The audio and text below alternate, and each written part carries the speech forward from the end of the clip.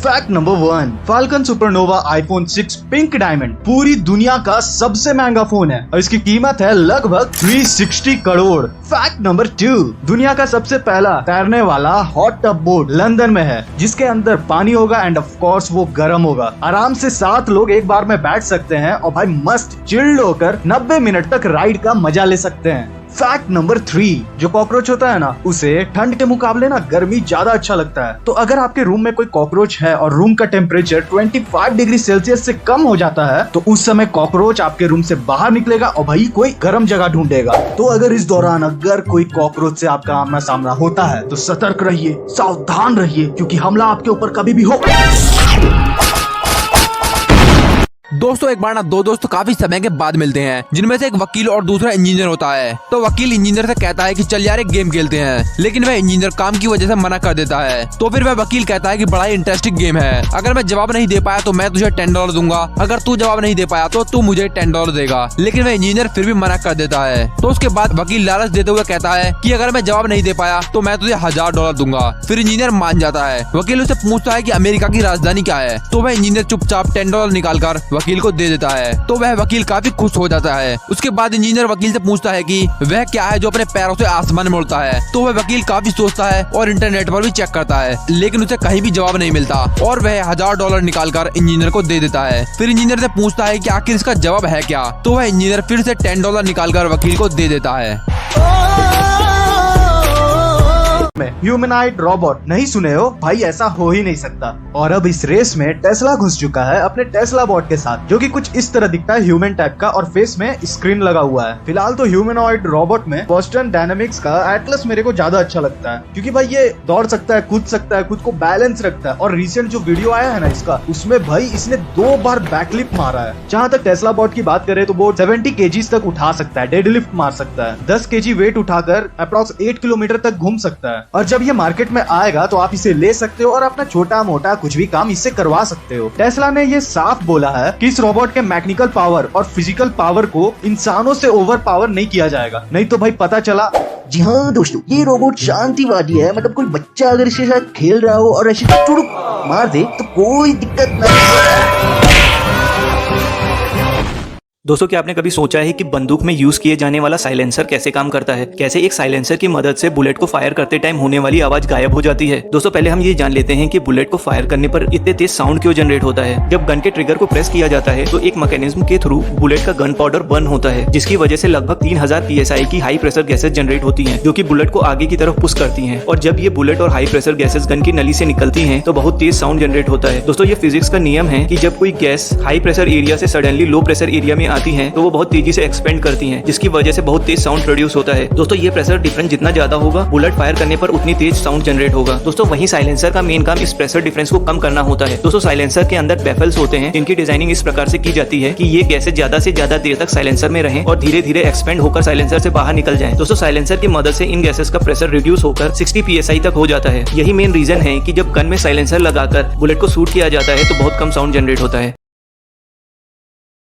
India के रहने वाले ब्लू आर्मर कंपनी के founder and CEO PK Sundararajan मस्त मार्केट को देख रहे थे और अचानक उनका नजर पड़ा कुछ बाइकर्स पे, जो गर्मी में हेलमेट पहनने के कारण तबाह हो गए थे। मतलब ऐसा लग रहा था कि उन्हें बस AC मिल जाए। तो इन्होंने ये डिसाइड किया कि अब AC लगेगा तो भाई हेलमेट में लगेगा। और बहुत मेहनत करने के बाद कम पैसों वाला एक ऐसी गैजेट बनाया जो किसी भी हेलमेट में सेट हो जाए, और बना AC हेलमेट। इसका लिंक ना मैं डिस्क्रिप्शन में भी दे दिया हूँ। और भाई ये भारत में ही नहीं, साउथ ईस्ट एशिया, अमेरिका, मतलब पूरे वर्ल्ड में इसका सेल हो रहा है। भाई 100 बात की एक बात, हेलमेट बहुत जरूरी है। और फिर अगर कोई पकड़े ना, क्यों इंसान शक्ल वाले ने बोले हेलमेट कहाँ है?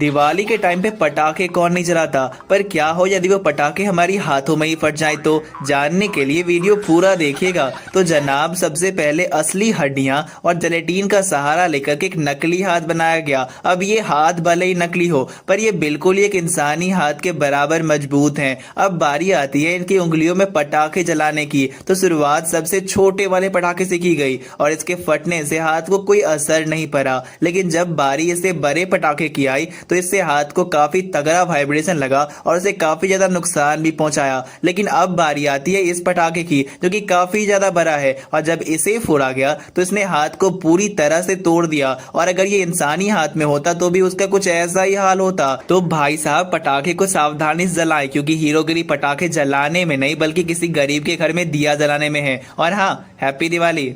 जैसा कि इस मैजिक ट्रिक में आप देख रहे हैं, टेबल में प्लेट है, ग्लास है, कटोरा, भाई सब कुछ है। और ये क्या, डायरेक्ट कपड़ा खींच लिया गया और सब सामान वहीं के वहीं है। यहाँ तो एक टेबल से दूसरे टेबल। देखिए, इसमें ना साइंस की ट्रिक है। सबसे पहले जो भी प्लेट ग्लास है उसका सरफेस में मिनिमम फ्रिक्शन रहना चाहिए, मतलब समझिए वो स्मूथ रहना चाहिए नीचे। फिर उसके बाद रोल आता है न्यूटन बाबा के फर्स्ट लॉ का कि भैया आप रेस्ट में हो तो वो भाई रेस्ट ही में रहेगा। बस एक की है कि आपको इज्जत के साथ, मतलब पोजीशन में, स्पीड में कपड़ा खींचना, एकदम सट्टा। ऑफ कोर्स इसे अच्छे से करने के लिए प्रैक्टिस चाहिए और फिर एक्सपर्ट हो जाओगे। जैसे ये हो गया तब तो और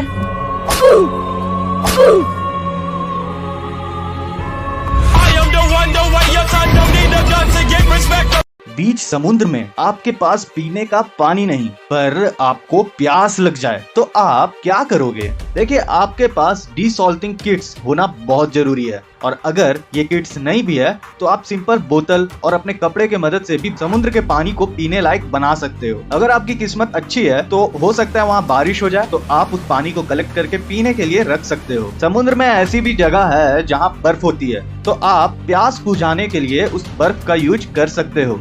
अगर ये सब कुछ नहीं हो रहा तो ये जो मैं अभी बता रहा हूँ वो बियर ग्रिल्स बाबा ने भी ट्राई कर लिया है। और ये है फैक्ट है कि अगर आप बहुत प्यासे हो, डिहाइड्रेट हो पूरा, तो उस समय कैसे भी करके एक बड़ी मछली पकड़ो और फिर उसकी आंख को गटक जाओ। उसके आंख में बहुत फ्लूइड होता है जिससे आपके शरीर की कमी को पूरा होने में मदद हो सकती है। पर कतई चाइनीज वाला फील है, कतई गिनास्टिक, कतई। गिनीज वर्ल्ड रिकॉर्ड में ये जगह दर्ज है, पर क्यों? ऑफ कोर्स ये एक वाटर स्लाइड है और ये वाटर स्लाइड मलेशिया के एस्केप थीम पार्क में है। और इसकी एक खास बात है कि ये पहाड़ में बना है और इसे बनाते वक्त ये चीज ध्यान में रखा गया था कि कोई भी पेड़ उड़ को हानि ना पहुंचे। ये 1140 मीटर लंबा दुनिया का सबसे लंबा वाटर स्लाइड है, जिसमें स्लाइड करते वक्त ना आपको पूरा जंगल दिखाई देगा, एक मजेदार फील आएगा। और ऐसे भी वाटर स्लाइड तो भाई सबको पसंद है। हाँ, किन्हीं को नहीं है, क्योंकि उनके साथ तो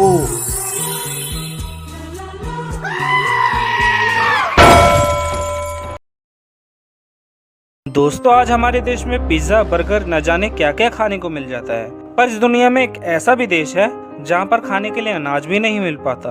वह जगह कैरिबियन आइलैंड हेती है, जहाँ पर लोग खाने में मिट्टी की कुकीज बनाकर खाते हैं। दरअसल उनके पास खाना खरीदने तक के पैसे नहीं होते हैं, क्योंकि 2010 में वहाँ पर भयंकर भूकंप आया था, जिसमें 2.5 लाख के करीब लोगों की जान चली गई थी। वहीं 30 लाख से ज्यादा लोग उस भूकंप से प्रभावित हुए थे।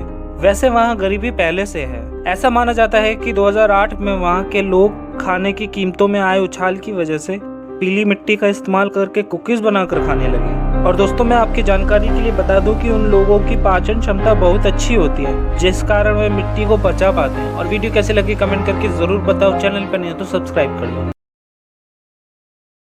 एक लड़की घर में अकेली थी और एक चोर पता नहीं कैसे दरवाजा को खोलकर अंदर घुस जाता है और फिर फटाफट कीमती सामान ढूंढने लगता है जिसे वो चोरी कर सके। तब तक लड़की को कुछ आवाज सुनाई देता है और वो झांकती है और फिर फौरन वो वहाँ से भागती है, बट चोर भी उसके पीछे भागता है। पर चोर को ये नहीं पता इस घर में एक बॉस है, बोले तो पिटबुल। पिटबुल दुनिया का सबसे खतरनाक कुत्तों में से एक है। वो उस चोर को लड़की से दूर खदेड़ देता है और फिर उसके बाद उस पर अटैक करता है। चोर घर से भागने के लिए जब जब दरवाजा खोलता है तब तब पिटबुल उसको पीछे खींच लेता है, जैसा कि बोल रहा हो भैया थोड़ा खातिरदारी तो करने दो।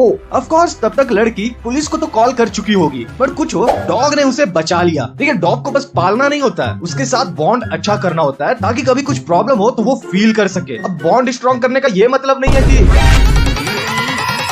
हमारी बेटी के अंदर एक भयानक आत्मा है।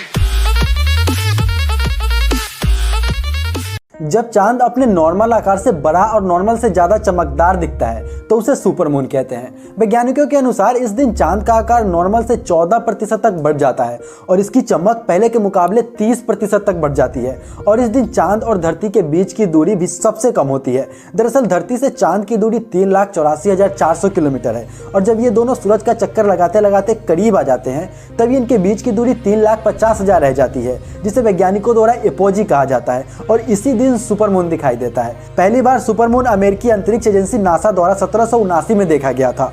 तब इसका नाम पेरिजियन फुल मून था। बाद में इसका नाम सुपरमून रख दिया गया। यार तुम्हें सुपरमून के बारे में नहीं पता था तो वीडियो को लाइक कर दो। मिलते हैं एक और अमेजिंग वीडियो में, तब तक के लिए जय हिंद।